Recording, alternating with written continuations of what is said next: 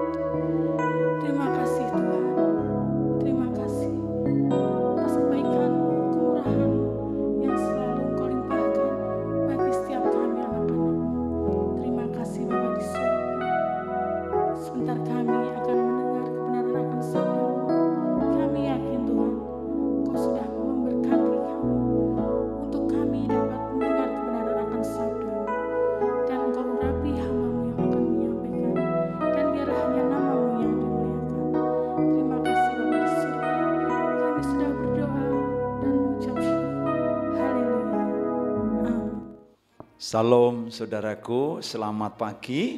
Mengawali bulan Agustus ini kita bersama-sama akan dimengertikan oleh firman Tuhan. Saya yakin bahwa perjalanan hidup kita bukanlah perjalanan yang mulus-mulus saja, bukan merupakan perjalanan yang enak-enak saja. Tapi saya yakin dan percaya bahwa perjalanan kita ini adalah perjalanan yang penuh dengan liku-liku, badai dan topan bahkan sering kita lalui. Nah, saudaraku yang dikasih oleh Tuhan, di bulan Agustus ini gereja memberi tema restorasi tanah perjanjian. Nah, saudaraku yang dikasih oleh Tuhan, ketika bangsa Israel ada di Mesir dalam penindasan, dalam penderitaan, dalam kesengsaraan, mereka rindu tanah perjanjian, rindu tanah yang diberikan oleh Tuhan, rindu tanah moyangnya. Dia rindu, di dalam tekanan dia rindu diberkati oleh Tuhan, rindu disertai oleh Tuhan. Ketika mereka di dalam penderitaan, Tuhan tidak tinggal diam. Walaupun perjalanannya adalah sekian lamanya untuk mencapai sebuah tanah perjanjian yang diberikan oleh Tuhan. Saudaraku yang dikasih oleh Tuhan, ayo kita melihat di dalam kehidupan bangsa Israel yang nanti kita aplikasikan di dalam kehidupan kita, bahwa kita ini akan mencapai sebuah tanah perjanjian yang diberikan oleh Tuhan, yang kita nikmati bersama dengan Tuhan Yesus. Ayo saudaraku, perenungan pada pagi hari ini saya beri judul pertolongan yang ajaib. Nah, saya akan memberikan satu gambaran di dalam kitab Keluaran pasal 1 ayat yang ke-7, pasal 1 ayat 1 sampai yang ke-7. Di sana dikatakan mulai dari nama-nama Israel yang datang ke Mesir bersama-sama dengan Yakub. Kemudian saya akan mengambil ayat yang ke-7. Orang-orang Israel beranak cucu dan tak terbilang jumlahnya. Mereka bertambah banyak dan dengan dahsyat berlipat ganda, sehingga negeri itu dipenuhi mereka. Mereka adalah bangsa Israel. Di tanah Mesir ayat yang ke-1 sampai yang ke-7, di sana berbicara bahwa bangsa Israel bertambah banyak. Bangsa Israel berlipat-lipat di tanah Mesir. Nah, saudara tahu kalau bangsa pendatang itu jauh lebih banyak, mesti ada yang namanya konflik, gesekan, kecemburuan dengan bangsa yang ada saat itu, yaitu bangsa Mesir. Nah, ini yang menjadi satu gambaran bahwa bangsa Israel ketika di Mesir hidup dalam penderitaan, nanti akan kita lihat. Nah, saudaraku, kemudian ayat 8 sampai dengan ayat yang ke-12, di sana bahwa bangsa Israel makin banyak jumlahnya, bertambah-tambah banyaknya. Coba kita lihat di ayat yang ke-11 dan yang ke-12. Sebab itu pengawas Rodi ditempatkan atas mereka untuk menindas mereka dengan kerja paksa. Mereka harus mendirikan bagi Firaun kota-kota perbekalan, yaitu Pitom dan Ramses. Tetapi makin ditindas, makin bertambah banyak dan berkembang mereka, sehingga orang merasa takut kepada orang Israel itu. Perhatikan di ayat yang ke-11 dan ke-12 atau ayat 8 sampai ke-12, bangsa Israel bertambah banyak. Ayat tersebut menunjuk bahwa orang-orang Mesir, bangsa Mesir sudah tidak terima lagi akan banyaknya bangsa Israel yang hidup di Mesir. Mereka berusaha untuk menekan bagaimana orang-orang Israel di Mesir. Ditekan, bahkan dipekerjakan sebagai pekerja paksa atau pekerja rodi untuk membangun kota Firaun, kota yang besar, yaitu Pitom dan Ramses. Mereka sebagai upan yang tanpa gaji, sengaja bagaimana orang Israel itu mati kelaparan. Tapi apa yang terjadi?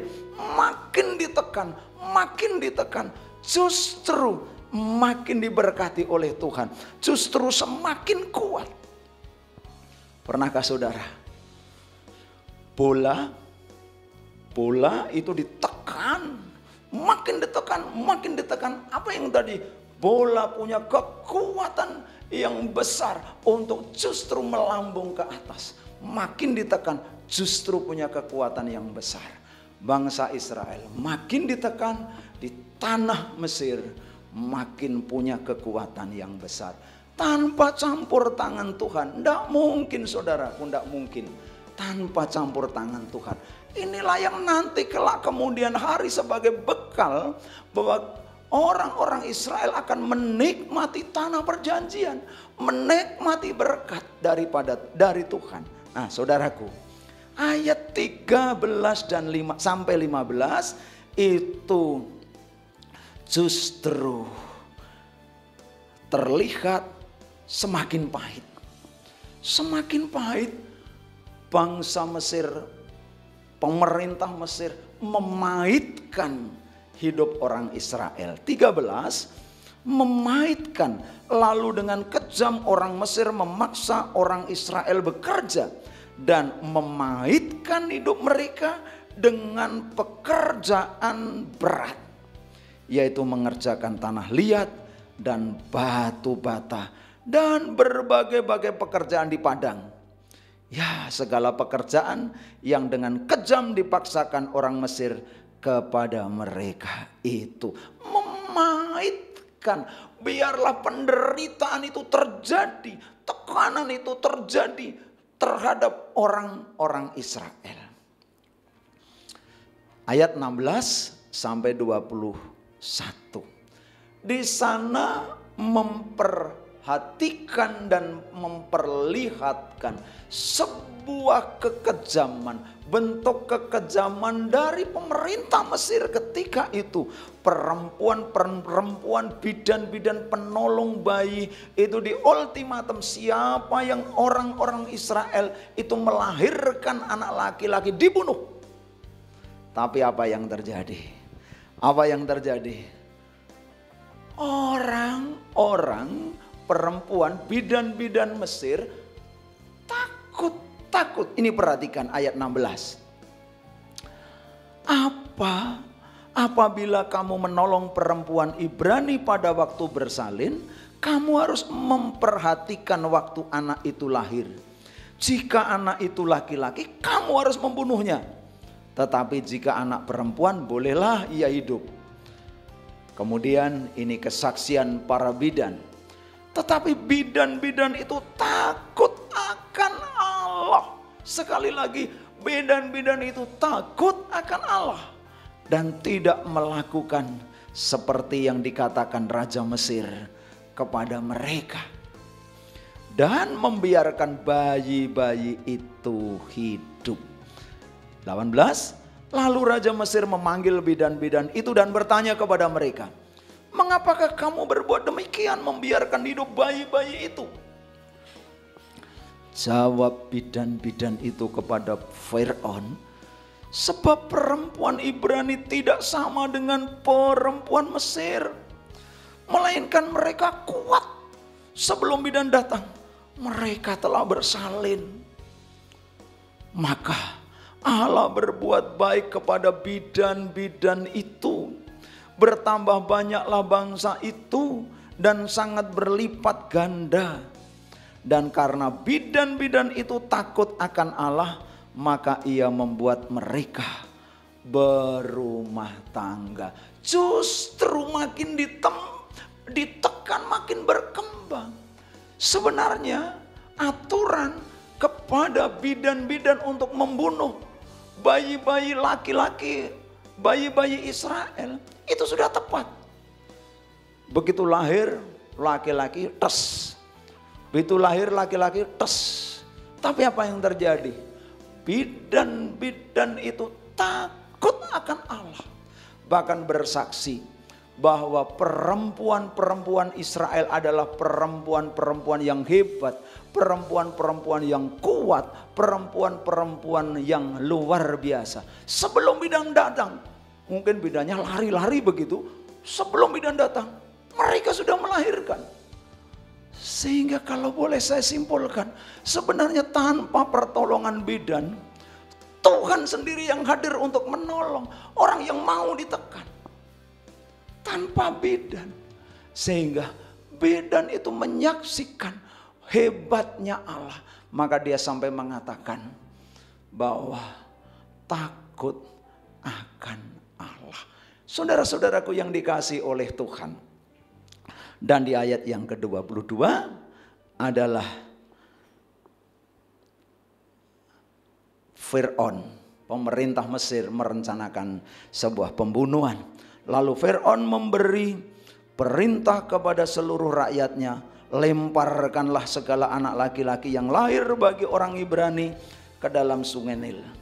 Tetapi segala anak perempuan biarkan hidup. Nah, saudaraku yang dikasihi oleh Tuhan, benarkah seperti itu?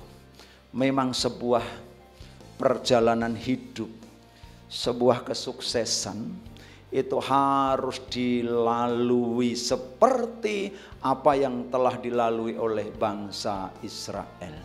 Emas yang mengkilat, menguning, mencorong, menyinar, itu bukan tiba-tiba kemudian bersinar. Tetapi emas itu harus melalui sebuah proses, melalui proses yang begitu panjang dan rumit. Kehidupan manusia, orang-orang Israel mau menuju ke tanah perjanjian.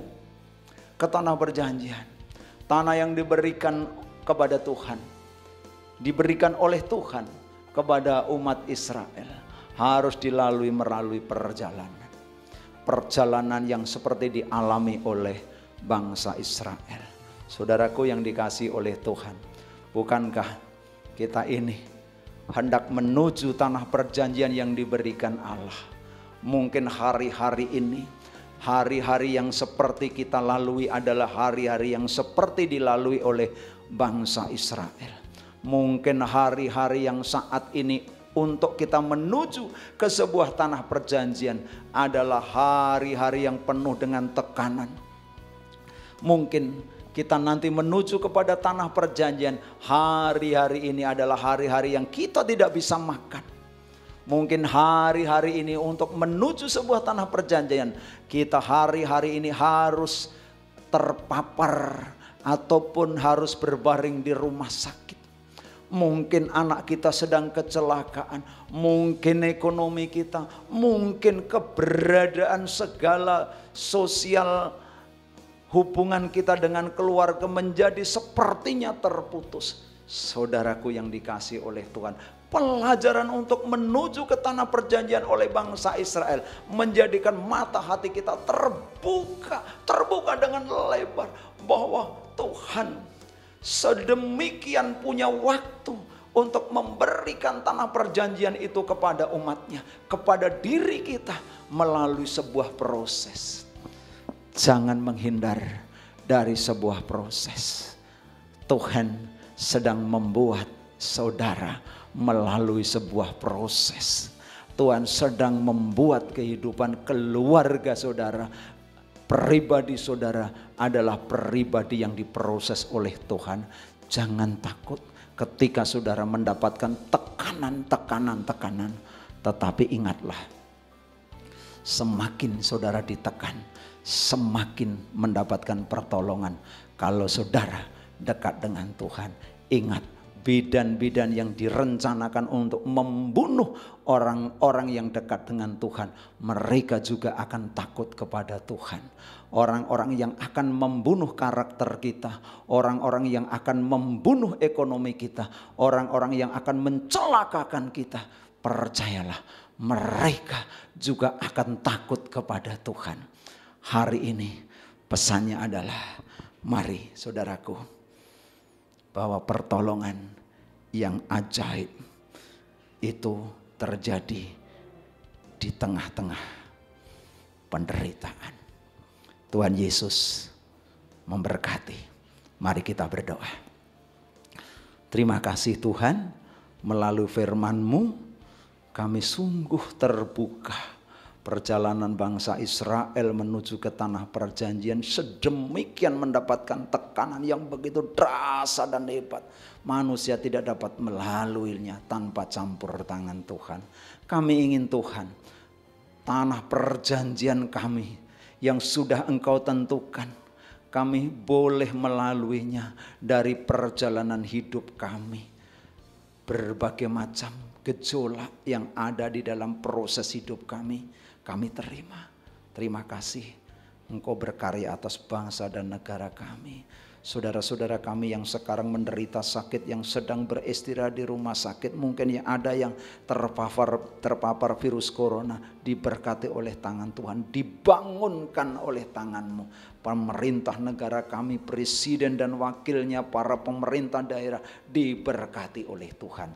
Terima kasih Tuhan, nama-Mu yang ditinggikan dan dipuji. Haleluya.